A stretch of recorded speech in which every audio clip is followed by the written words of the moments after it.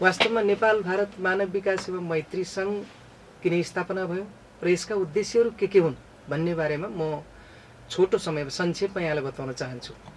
हामी जब 1999 तिरको कुरा हो, 1999 सालतिरको कुरा हो, नेपालमा नेपालको त्रिभुवन विमानस्थलबाट भारतीय जहाज इन्डियन एयरलाइन्सको हाइज्याकिङ भयो। जति बेला प्लेनको हाइज्याकिङ भयो त्यति बेला त्यस बेला नेपालमा प्रधानमन्त्री कृष्ण प्रसाद भट्टराई हुनुहुन्थ्यो र त्यो हाइज्याकिङ पश्चात केही समयभित्रै नेपालमा सरकार परिवर्तन भयो, जसपछि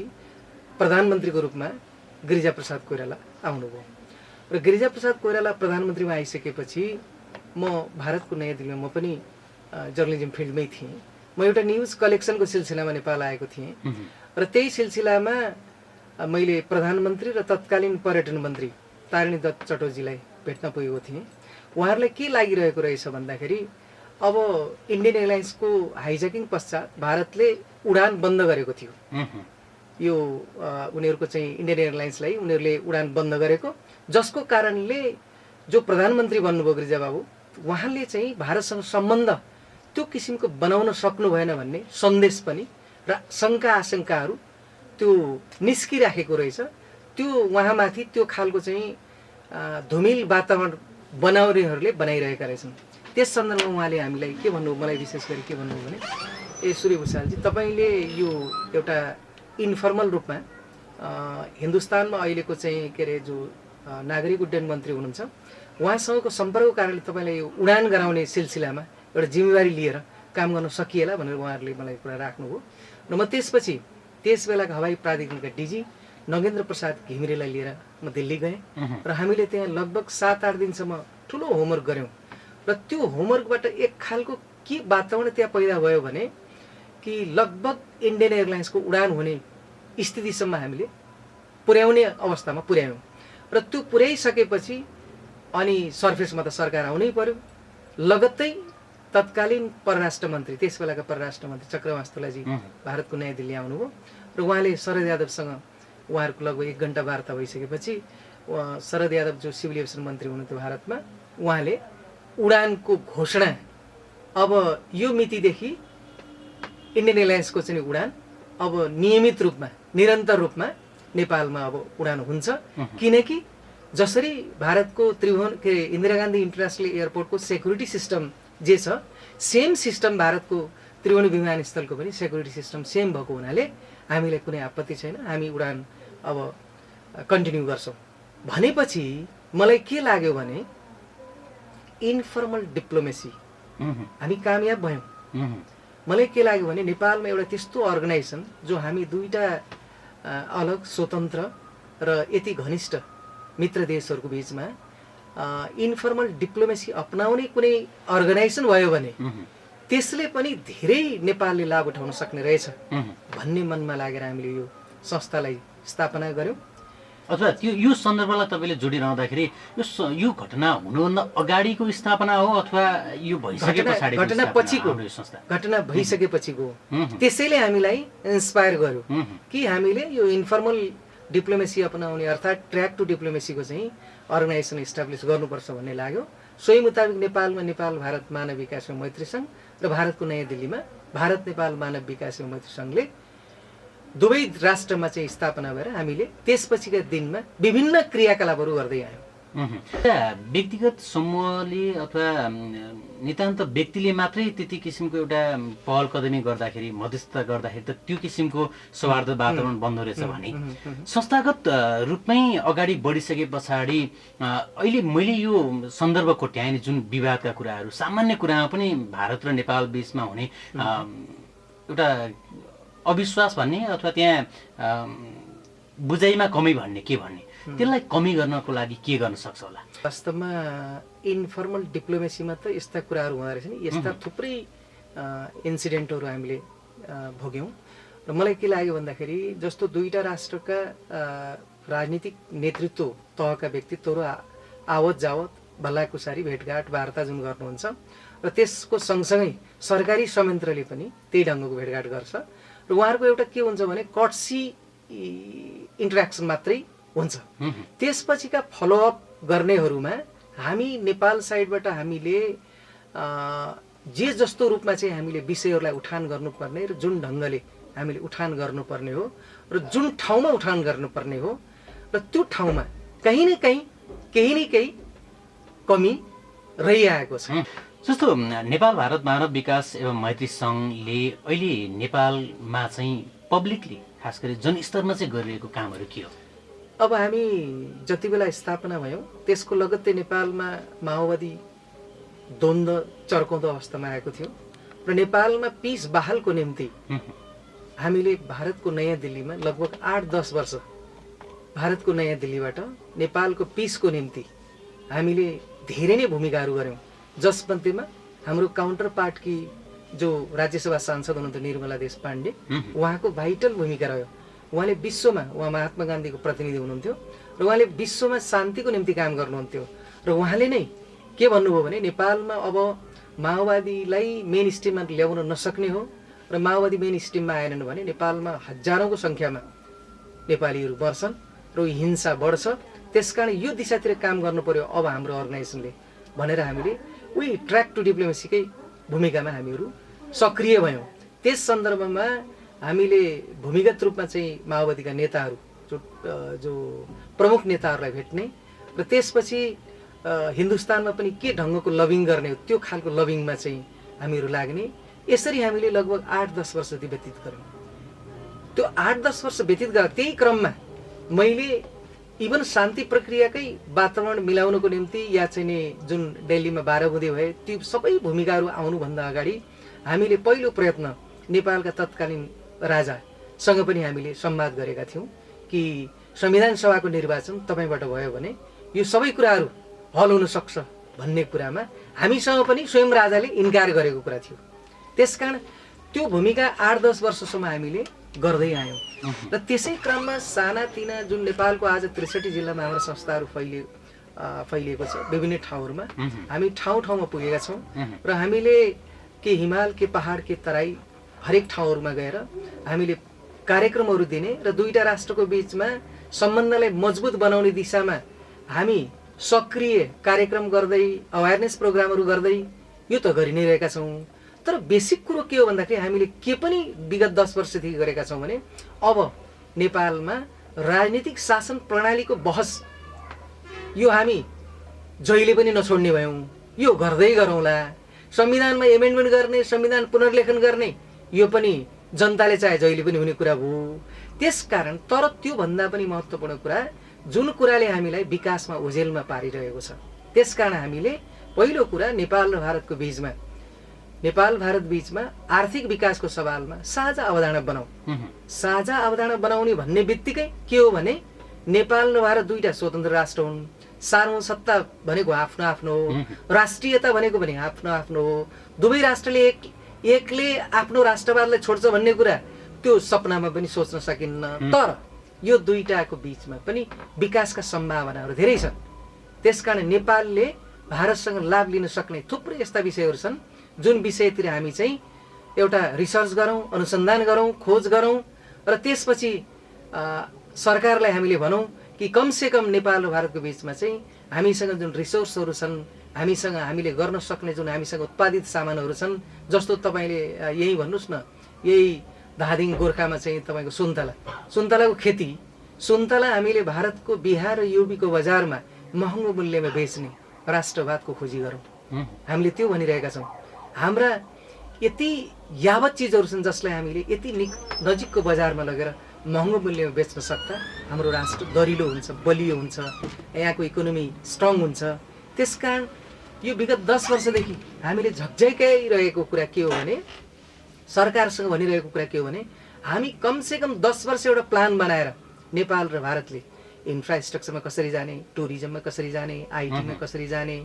अलग अलग सेक्टरमा एग्रिकल्चरमा कसरी जाने, हामीले के लिन सक्छौँ, के दिन सक्छौँ, दिँदा पनि सम्मानपूर्वक, लिँदा पनि सम्मानपूर्वक, एक mutual cooperation between two nation भन्छ नि, त्यो ढङ्गले जाउँ भन्ने अभियान चलाइरहेका छौँ। आम नेपाली मात्रै नभइकन राजनीतिक दल र तिनका नेतृत्व अथवा विभिन्न समय बनेका सरकारहरूले भारतसँग एउटा किसिमको संवादहरू गरिरहँदाखेरि अथवा भारतले दिएका सहयोगहरूलाई व्यवस्थित ढङ्गले चाहिँ नेपालमा त्यो लागू नगरिरहेको अवस्थामा हैन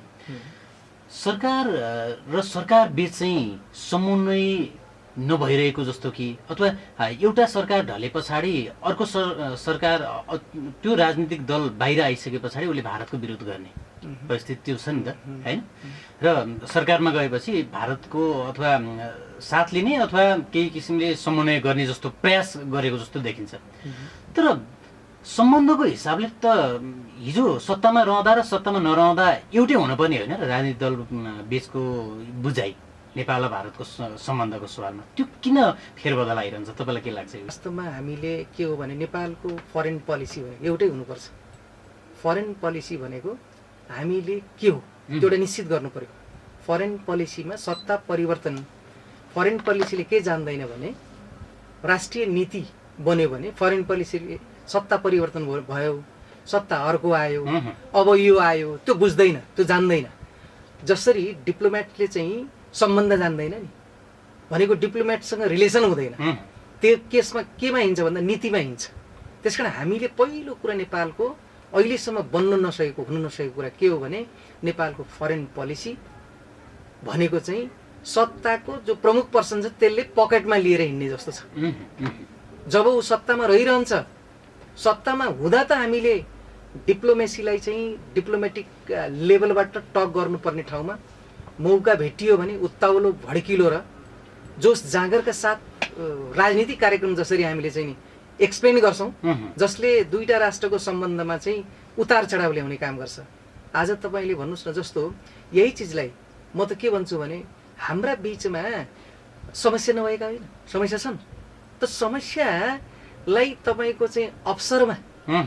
हर चुनौतीले हामीले अवसरमा ढाल्न सक्यौँ भने त्यही नै हो बुद्धिमानी र पराक्रमी भने यो सँगसँगै आउने दिनमा नेपालले नेपाली जनताले हरेक मान्छेलाई भेट्दा नेपालको फरेन पोलिसी के हो फरेन पोलिसी सरकारले बनाउने के हो सरकारले बनाएको फरेन पोलिसी के हो तपाईँले भन्न खोजेको कुरा के हो भनेर विभिन्न दलका नेताहरूलाई हामीले सोध्नुपर्ने भयो हेर्नुहोस् त्यसकारण जतिसुकै हामीले भने पनि अहिलेसम्म ठोस नीति हामीले भन्न त भन्छ असंलग्न परराष्ट्र नीति असंलग्न परराष्ट्र नीति पनि भनेका छौँ 1950 को ट्रिटी पनि बरकरार छ त्यो 1950 मा जुन क्लजहरू छन् त्यो क्लजले त असंलग्न परराष्ट्र नीति त त्यो त्यसै पनि त्यो मान्यता राख्दैन त्यसकारण त्यसलाई कुन ढङ्गले कसरी लैजाने हो भन्ने बारेमा छिनोफानो गर्नु जरुरी छ यदि त्यो भयो भने दल बदल हुँदैमा या दल बदलिएको सरकार बदलिँदैमा नेपालको चाहिँ कुनै पनि फरेन पोलिसी बदलिँदैन र अर्को कुरा जस्तो हामी सत्तामा रहँदाखेरि एक ढङ्गले चाहिँ भारतलाई त्यो खालको भूमिकामा बस्ने सत्ताभन्दा बाहिर जाने बित्तिकै उचितो काट्ने गरी गाली गरेर राष्ट्रवादी हुँ भन्ने एउटा सोच हेभोक भारत विरुद्ध एउटा एसेट पार्टीको एसेट बनाउने के त्यो पार्टीको एसेट चाहिँ नि भनेको के भन्दाखेरि त्यो पनि मुख्य एसेट भनौँ न अझ नर्मली चुनाव जित्ने सरकारमा जाने अथवा मन्त्री बन्ने प्रधानमन्त्रीको बन्ने कुरामा चाहिँ भारतसँग निकट बनिरहने तर चुनाव नजितेको खण्डमा अथवा सरकारमा नगएको खण्डमा अथवा कुनै पद नपाउँदाखेरि चाहिँ सबभन्दा बढी दुश्मन चाहिँ भारत हुने एउटा प्रवृत्ति त नेपालमा छ त्यसकारण त्यो चिजले गर्दाखेरि हामीले के प्राप्त गर्न सकिरहेका छौँ जस्तो तपाईँलाई आज म भनौँ एउटा उदाहरणको रूपमा दिउँ आज यो उदाउँदो अर्थनीति उदाउँदो आर्थिक शक्तिको रूपमा भारत र चीन आइरहेका छन् भारत पनि सन् 2026 सम्म उसले आफ्नो रोडको जुन इन्फ्रास्ट्रक्चर अहिले जुन बनाइरहेको छ आउने 2026 सन् 26 सम्म ऊ युरोपियन स्ट्यान्डर्डको रोडहरू उसको निर्माण भइसकेका हुन्छ बनिसकेका हुन्छन् र त्यसै गरी भारतमा आउने सन् 2026 सम्म भारतको बजारमा पावर यानि कि बिजुली सरप्लस भइसकेको हुन्छ हामी कस्तो स्थितिमा छौँ विचार गरौँ उसँग बिजुली सरप्लस भयो जस्तो नेपालले बिजुली हामीले चाहिँ दिएनौँ भने उसले के अरे पाउँदैन भनेर हामी बसिरहेछौँ तर उसले जुन बिजुली जुन अल्टरनेट निकालिसक्यो जस्तो सोलर पावरबाट विन्डबाट जुन उसले निकाल्यो त्यो निकालेको कारणले उसले सन् 2026 पछि भोलि नेपाललाई यस्तो नभनोस् बिजुली फ्री दिन्छु लैजानुस् अनुदान त्यो दिन पनि नाउला भन्नु सकिन्न त्यसलाई हामीले अहिले हामीसँग भएका चिजहरूलाई कसरी काम अगाडि बढाउने नेपालको सोभरेन्टीलाई ख्यालमा राख्दै नेपालको सार्वसत्तालाई ख्यालमा राख्दै हैन सम्पूर्ण दलहरूले एकमत भएर इभन जनताको पनि एउटा जनमत लिएर या कुनै पनि विषयलाई जुन भारतसँग गर्ने डेभलपमेन्टका सवालमा चाहिँ जनअनुमोदित गराएर त्यस्ता खाले मेगा प्रोजेक्टहरू गरौँ। 10वटा मेगा प्रोजेक्ट गर्दा जस्तो तपाईँ इन्फ्रास्ट्रक्चरमा एकछिनलाई मानौँ काठमाडौँदेखि रक्सोल रेलमार्ग भयो या रोड जति बन्यो त्यति के हुने भयो, व्यापार बढ्ने भयो, व्यापार बढे के हुने भयो, पैसा आउने भयो, पैसा आएपछि के हुने भयो, खर्च हुने भयो। त्यसकारण यसरी नै हो आर्थिक उन्नति हुने र बढ्दै जाने भनेको यही हो। त्यसकारण हामीले यो दिशामा यति निकटको मुलुकसँग हामीले जहिले पनि के गर्यौँ भने आफ्नो सत्तामा जानको निम्ति भारतलाई उछित्तो काटेर सत्तामा पुग्न सकिने एउटा इस्यु बनाएर राखिरहेको हुन्छ जहिले पनि। सत्तामा देखिने एउटा विवाद जस्तो होला त्यो छुट्टै ठाउँमा राख्ने हो भने जनस्तरमै एक किसिमको सम्बन्ध छ, भाइचाराको सम्बन्ध छ। भारतले कतिपय जस्तो यी सङ्घ संस्था, राजनीतिक दल अथवा सञ्चार माध्यमसँग सहकारी गरिरहेको नै हुन्छ नेपालसँग पनि, र सरकारसँग नै आर्थिक कुरा जोडिने सरकारसँग नै हुन्छ र ठुलो एउटा भनौँ न भोलुममा चाहिँ भारतले सहयोग गरिरहेको अवस्था छ। तर ती सहयोगहरू सही ठाउँमा सदुपयोग भएनन् भन्ने गुनासोहरू पनि आइरहेको छ होइन। त्यो संस्थागत होस् अथवा राज्य तहबाट हुने खर्चहरू होस्, ती कुराहरू पनि बेला बखत उठ्ने गर्छन्। यसलाई अलिकति व्यवस्थित गर्नको लागि चाहिँ हामीले नेपाल र भारत बिच कस्तो किसिमको एउटा मेकानिजम अथवा भनौँ अथवा त्यो टिम बनाउनु पर्ने हो कि त्यो आवश्यकता छ कि छैन, तपाईँलाई कस्तो लाग्छ? होइन, जस्तो नेपालमा कुन सेक्टरमा कसरी भारतको सहयोग ल्याउने र भारतको सहयोगलाई चाहिँ हामीले कुन सेक्टरमा जान दिने भन्ने बारेमा नेपाल गभर्मेन्टले भारतसँग चाहिँ नि रिक्वेस्ट गर्ने र भारतले एउटा भोल्युममा चाहिँ जुन ग्रान्ट या चाहिँ कुनै लोनहरू चाहिँ जुन दिन्छ त्यसलाई चाहिँ नेपाल सरकारले नै हो त्यसलाई इम्प्लिमेन्ट गर्ने र त्यसले एउटा क्राइटेरिया बनाएर यो सेक्टरमा यसरी जान सकिन्छ भन्ने बारेमा एप्रुभल लिएर मात्रै भारतको सरकारी संयन्त्र यानि कि भारतीय दूतावास अगाडि बढ्ने हो। त्यसकारण के हो भने यसमा यो सबै कुरा भन्दा पनि पहिलो मेन चाहिँ जड भनेको कहाँनिर आयो भने आजको दिनमा हेर्नुहोस् हामीले आज पनि के गरिरहेछौँ भने खालि राजनीतिक प्रणालीको मात्रै कुरा गरिरहेछौँ। राजनैतिक प्रणाली अब योभन्दा पनि के हो, कहिले हामीले संसदीय व्यवस्था भन्यौँ 47 जन, फेरि त्यसपछि आयो लोकतान्त्रिक गणतन्त्र भन्यौँ, ल ठिकै छ लोकतान्त्रिक गणतन्त्र पनि आयो, अब फेरि भएन फेरि हारको चाहियो भन्छौँ। तर त्यो गर्दा यो पनि गरौँ, के चित्त बुझ्दैन त्यो कुरो गर्दै जाउँ, तर विकासलाई ओझेलमा नपारौँ। त विकासलाई ओझेलमा नपार्नको निम्ति आज हामीले जस्तो तपाईँ र म यो कुरा गरिरहेछौँ या चाहिँ नि हामीले आइटीकै कुरा गर्नु पर्दाखेरि जुन इन्टरनेटमा प्रयोग हुने र मेटेरियल अर्थात् जसलाई हामीले ब्यान्डविथ भन्छौँ त्यो कहाँबाट आउँछ? भारतबाट। आज सारा सरकारी मतलब जुनसुकै इन्टरनेट कम्पनीहरू चाहे त्यो एनटिसी एनसेलदेखि लिएर सारा इन्टरनेट कम्पनी हो तिनीहरू सबैले खरिद गर्ने कहाँ? भारतमा। अनि ल्याएर खुद्रा बेच्ने हो यहाँ। फेरि हामीले गफ कत्रो चर्को लगाउँछौँ भन्दाखेरि तपाईँको त्यो के अरे नेट चलेन भन्यो भने तपाईँको त घुम्यो भने त उतैबाट घुम्न चाहे नि घुम्छ। त्यस कारण के हो भने नि हेर्नुहोस् हामी कतातिर छौँ भने हामी आफैले विकासको चाहिँ बाधक बन्ने दिशातिर गइरहेका छौँ। त्यसकारण हामीले के हो भने सम्बन्ध त हेर्नु दुईटा राष्ट्रको बिचमा कसैले मैले बिगारिदिन्छु भत्काइदिन्छु भन्यो भने नि यो भत्किनेवाला छैन। यो ऐतिहासिक हो, यो धार्मिक छ, यो सांस्कृतिक छ। यसलाई हामीले जुनसुकै शक्ति लगाएर पनि यो दुईटा देशको सम्बन्धले भत्काउन सक्दैन। अब भनेपछि बरु के हो भने राजनीतिक बेनिफिटको निम्ति हामीले जुन भाका फेरिरहेका हुन्छौँ त्यसलाई बन्द गर्नु पर्यो र हामीले लाभ कुन दिशामा लिन सक्छौँ त्यो दिशातिर रिसर्च गरेर यानि कि एउटा चार्टरै बनाऊ नेपालले कि यो सेक्टरमा हामीले चाहिँ हिन्दुस्तानसँग यो सेक्टरमा मिलेर काम गर्ने। हेर्नुहोस् त यति नजिकको छिमेक भारतीय बिजनेसम्यानहरू यहाँ आएर ठुला चाहिँ 5 स्टार होटलहरू खोलौँ, सारा सब गरौँ, टुरिस्ट कति उनीहरू आफैले ल्याउँछ। त्यसै गरी नेपालका बिजनेसम्यानहरू पनि भारतमा गएर सोही सम्मानका साथ सेम चाहिँ रुल रेगुलेसनमा काम गर्ने अवसर दिउँ त दुईटा कन्ट्री मिलियो भने हामी कति छिटो विकसित भएर जान सक्छौँ। त्यसको मुख्य कारण अथवा बाधक भनौँ न, नर्मली भन्ने हो भने तपाईँले अहिले गरिरहेको कुराहरू छ नि यसको मुख्य बाधक अथवा हाम्रो नीतिगत कुरामै सुधार्नुपर्ने छ अथवा हाम्रो प्रवृत्ति सुधारे मात्र पुग्छ के हो? हेर्नुहोस् पहिलो कुरा त यो हुन त समयले पनि त्यो बिस्तारै ल्याउँछ। समयले हिजोको समय र आजको समयमा अलि फरक हुन्छ भने भोलिको दिनमा जस्तो हामीले हिजो 35 वर्ष अगाडि हामीले चाहिँ अरुण तेस्रो नेपालमा आउन दिएनौँ। अरुण तेस्रो चाहिँ वर्ल्ड ब्याङ्क र एडिबीले हामीले चिठी लेख्यौँ यो आउन पाइँदैन, यसले देशको चाहिँ सर्वस्व गर्छ, यो बर्बाद हो भनेर हामीले 35 वर्ष पानी खेर फ्याँक्यौँ। 35 वर्षपछि आएर हामीले कसलाई दियौँ? भारतको सतलज कम्पनीलाई। सेम कन्डिसनमा भनेपछि 35 वर्षमा पानी खेर त्यसमा हामी दङ्दास पर्यौँ। जुन नेताहरूले हिजो त्यो विरोध गर्नुभयो आज पनि उहाँहरू नै हुनुहुन्छ फेरि सत्तामा। भनेपछि आज जे चिजको उहाँहरू फेरि विरोध गर्नुहुन्छ भोलि फेरि 35 वर्षपछि त्यही राइट भएर आउँछ। त्यही कारण समय समयको कुरा हो। अब यसमा समयले बदलाव पनि ल्याउँछ। अब यो जतिसुकै भने पनि अब छिमेकी भएपछि ऊ स्ट्रङ भएर जाने, हामी अलिक गरिब हुने भएपछि त्यसै पनि हामीले एउटा हुन्छ नि फ्यामिलीभित्र पनि कता कता ईर्ष्या त हुन्छ भने त्यो खालको एउटा हेबक पनि छ। अनि सँगसँगै के भयो, ऊ शक्तिशाली भए पनि उसलाई डर के छ भने जहिले पनि भारतले नेपाललाई सुरक्षाको दृष्टिकोणले शङ्काको घेरामा राख्ने, सेक्युरिटीको सवालमा ऊ जहिले पनि आशंका मात्रै गर्छ नेपालसँग। त्यस्तै सार्वभौमसत्ताको बारेमा नेपालले जहिले पनि भारतसँग आशंका मात्रै गर्छ। मैले के भन्छु, यो दुईटै इल्युजन हुन्, यसलाई मेट्नुपर्छ। त्यसमा तपाईँले भने जस्तो भारतले नेपालसँग सुरक्षाको ग्यारेन्टी माग्ने हैन, जहिले पनि नेपालले जहिले पनि एउटा सार्वभौमसत्ता सम्पन्न मुलुक हो हामी, त्यसमा तिमीले बाधा अडचन ल्याउँछौ कि ल्याउँदैनौ, त्यसमा तिमीले हस्तक्षेप गर्छौ कि गर्दैनौ, त्यो एकअर्का यो दुई देशबीच एउटा प्रमुख शङ्का यो हो भन्न सकिन्छ। होइन, अहिले त त्यही देखिरहेछ, यही त भइरहेछ,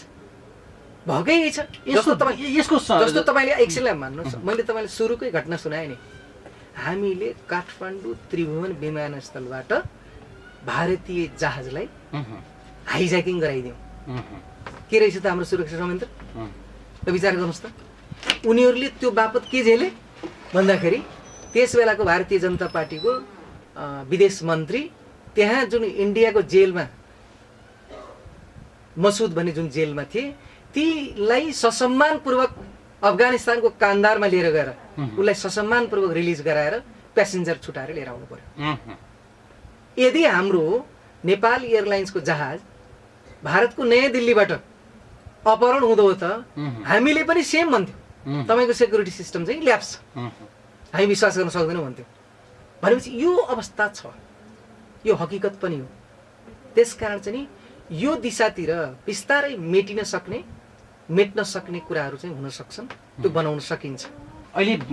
भारतीय पर्यटकलाई मात्रै बढाउने हो भने पनि हामीले चाहिँ एक किसिमको विकास गर्न सक्छौँ पर्यटनको सवालमा भन्ने किसिमको पनि अब त्यो व्याख्या गर्न थालिँदैछ। भनेपछि जनस्तरमा त्यो किसिमको भूमिका अथवा एउटा विश्वास कायम गर्ने त्यो सम्बन्धलाई अझ प्रगाढ बनाउनलाई चाहिँ हामीले कस्तो किसिमको कामहरू गर्नुपर्ने देखिन्छ? यसमा त पहिलो कुरा दुईटा राष्ट्रका सरकारी संयन्त्रहरू नै विशेष गरी पहिला माइन्डसेट बदल्नु पर्यो, माइन्डसेट बदलेर आउनु पर्यो। माइन्डसेट कसरी बदल्नु पर्यो भने हामी यो भनेर जहिले चाहिँ सत्तो सराप होइन कि हामी विषयगत रूपमा बुँदागत रूपमा भारतसँग यो टपिकमा यसरी जाने भनेर एउटा फाइनल गरेर त्यसलाई इम्प्लिमेन्ट गर्ने। मैले अहिलेको प्रेजेन्ट सरकारसँग पनि जस्तो हुन्छ नि, तपाईँहरू मेगा प्रोजेक्ट डन गर्नुहोस्, 10-15वटा मेगा प्रोजेक्ट डन गर्दाखेरि 10 वर्ष प्लान बनाएर हामीले जाँदा 10 वर्षभित्र नेपालको इकोनोमी यो हुन सक्छ, नेपालले आर्थिक वृद्धि यति गर्न सक्छ भन्ने किसिमको एउटा त्यो टाइपको एउटा प्रोग्राम लिएर आएर, यस्तो होइन कि मेलम्ची जस्तो हामीले 10 इयर्समा कम्प्लिट गर्ने, त्यो 10 इयर्सभित्र चाहिँ जुन जुन विषयहरू काम गर्ने हो त्यसलाई इम्प्लिमेन्ट गरिसक्ने, त्यो दिशातिरको काम गर्ने गरी र एउटा पोजिटिभ भाइब्रेसन लिएर आएर हामीले अगाडि बढ्ने हो भने, सरकार अगाडि बढ्ने हो भने, चाहे जुनसुकै सरकार होस्, त्यसलाई चाहिँ अनि जब हिन्दुस्तान पनि कहाँनिर बाधक बन्छ त, कहाँनिर त्यो कुरामा चाहिँ ऊ असहजता उसले प्रकट गरिरहेको छ त भन्ने बारेमा डिप्लोमेसी भनेको के त, सक्षमता भनेको के हो, त्यहीँनिर मापन हुन्छ। त्यसकारण त्यस्ता विज्ञहरूलाई तपाईँले जस्तो हिन्दुस्तानले पोलिसी बनाउँदा उनीहरूले एउटा त्यो जुन खालको मेकानिजम उनीहरूले तयार गर्ने, पोलिसी बनाउनको निम्ति ठाउँमा तपाईँको चाहिँ थिङ्क ट्याङ्कहरूले पेपर प्रेजेन्ट गर्ने, यो गर्ने, चार्टर बनाउने, त्यसलाई कोर ग्रुपहरू बनाउने, विभिन्न प्लेसेसमा त्यसलाई लैजाने, त्यसलाई टटोल्ने, दुनियाँभर गरेर एउटा जुन विषय ल्याएको हुन्छ नि त्यसरी आइरहेको हुन्छ। हाम्रोमा चाहिँ कस्तो हुन्छ भने मन्त्री आज बन्नुभयो, आजै के अरे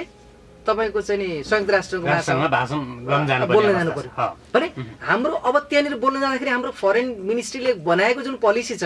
त्यो पोलिसीमा एकमत छैन।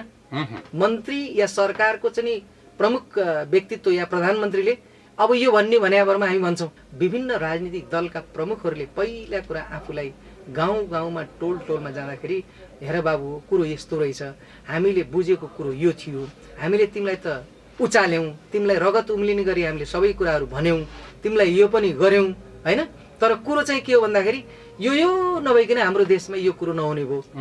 भनेर क खदेखि चाहिँ उहाँहरूले पढाउनु भयो भने त्यो दिनदेखि मात्रै बल्ल सुधार हुन्छ। हामी कार्यक्रमको अन्तिममा नि छौँ। मैले एउटा विषयवस्तु जोड्न बाँकी नै छ। हामीले यो खास गरी मानव विकाससँग सम्बन्धित रहेरै कुराकानी गरिरहेको छौँ। यद्यपि गान्धी ग्लोबल फ्यामिलीको कुरा पनि जोडिहालेँ मैले। जसरी नेपालमा भारतमा जति छ अथवा विश्वभरि नै एउटा गान्धीवादी सिद्धान्तको कुराहरू, गान्धीवादी एउटा प्रवृत्तिका कुराहरू, गान्धीवादी एउटा भनौँ व्यवहारका कुराहरू, भनौँ एउटा अहिंसा शान्तिका कुराहरू गर्दै गर्दाखेरि यसले योबाट चाहिँ हामीले कसरी जनस्तरमा पनि यस्ता कुराहरूको पनि बहस गराएर यो पनि एउटा विचार हो, एउटा सिद्धान्त हो अथवा एउटा भनौँ एउटा धारणा हो, यसलाई व्यवस्थित बनाएर आम नागरिक भारतमा र नेपालमै नागरिक स्तरसम्म त्यो किसिमको छलफल कसरी चलाउन सकिएला? वास्तवमा छलफल मात्रै होइन, व्यवहारमा पनि उतारियो हेर्नुहोस्। हामीले कसरी उतार्यौँ कि तपाईँको त्यत्रो हिंसामा देश आक्रान्त भएको थियो, त्यसलाई यति कम्फर्टेबल रूपमा, इभन तपाईँको अफगानिस्तानको जस्तो नि भएन यहाँ त, त्यस्तो कम्फर्टेबल रूपमा लिएर आएर सर्लक्क लिएर आएर पसाएर उनीहरू आज जो हिजोका दल थिए त्यस्तै बनेर बसिरहेका छन्। उनले जनतालाई के आश्वासन दिएका थिए, ती गोली खाएका मान्छेहरूले के भनेर उनीहरूलाई चाहिँ गाउँ गाउँमा हिँडाएका थिए, तर ती आज सर्लक्कै हिजोका पुराना दल जस्तै भएर बसेका छन्। भनेपछि तपाईँले हामीले के बुझ्नु पर्यो भने अहिंसाको कुरो गर्नु पर्दाखेरि वास्तवमा त्यस्तो हिंसाबाट व्यवहारिक रूपमा नेपालमा हामी जसरी आयौँ नि, साँचो अर्थमा भन्ने भने गान्धीजीको अहिंसाको आन्दोलन एक प्रकारले के सोच्नुहोस् भने त्यसै गरी त निर्मला देश पाण्डेले चाहे त्यो माओवादीहरू भारतको जेलमा हुनेहरूलाई रिलिज गराउने कुरामा, चाहे त्यो 12 पोइन्ट्स अन्डरस्ट्यान्डिङको कुरामा, चाहे त्यो पछि सत्तामा माओवादीहरू पुग्ने क्रममा अनवरत रूपमा चाहिँ उहाँले सदाशयता देखाउनु भयो। यसलाई के भन्ने हो भन्दाखेरि सदाशयता। हामीले के चाह्यौँ भन्दाखेरि सहयोग माग्यौँ, उहाँहरूले सदाशयता देखाउनु। जसरी भारतले हिजो उसको फ्रिडम उसलाई चाहिँ अङ्ग्रेजहरू त्यहाँबाट दबाउनको निम्ति उसले पनि नेपाली नेताहरूसँग सहयोगको अपेक्षा राख्यो र नेपाली नेताहरूले पनि सहयोग पुर्याएका थिए। त्यसबेला भारतीय जेलमा पनि उनीहरू परेका थिए। त्यस्तै दुईटा कन्ट्रीको बिचमा एक अप्ठ्यारो पर्दा, असहज पर्दा एकले अर्कोलाई सहयोग गर्ने हो, सदाशयता देखाउने हो।